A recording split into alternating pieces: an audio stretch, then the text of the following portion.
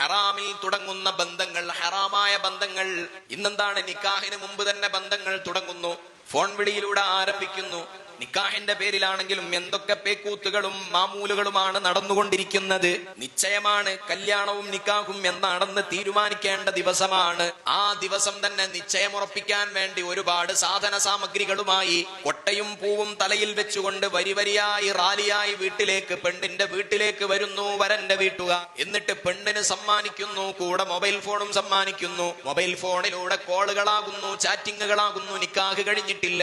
ആ ബന്ധം ഹറാമിന്റെ തുടക്കമാണ്. അവിടെ കാണാൻ പാടില്ല, ഫോൺ വിളിക്കാൻ പാടില്ല, ചാറ്റ് ചെയ്യാൻ പാടില്ല എന്നതാണ് ഇസ്ലാമിന്റെ നിയമമെന്നിരിക്കെ ചാറ്റ് ചെയ്യണമോ, കൂടെ കൊണ്ടുപോകണമോ, പരസ്പരം കാണണമോ? നിക്കാഹ് ചെയ്തു കൊടുത്തോളൂ. വാപ്പാക്ക് കൈ പിടിച്ചു കൊടുത്തുകൊണ്ട് അൻകഹ്തുക വസവ്വജുതുക എന്ന് പറഞ്ഞ് മകളെ കെട്ടിച്ചു കൊടുത്താൽ അത് ഹലാലായ ബന്ധമാകുമല്ലോ.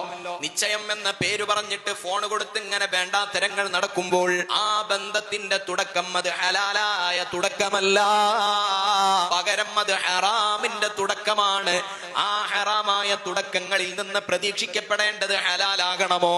ഉത്തരവാദിത്വം നമുക്കുമില്ലേ? മക്കളെ മാത്രം കുറ്റം പറഞ്ഞിട്ട് നമുക്ക് മാറി നിന്ന് കൈകൊഴുകി കളയാൻ കഴിയുമോ? ഈ ബന്ധം തുടങ്ങിയാലല്ലേ അതിൽ നിന്നുള്ള ഉൽപ്പന്നങ്ങളും നന്നായി കിട്ടുകയുള്ളൂ.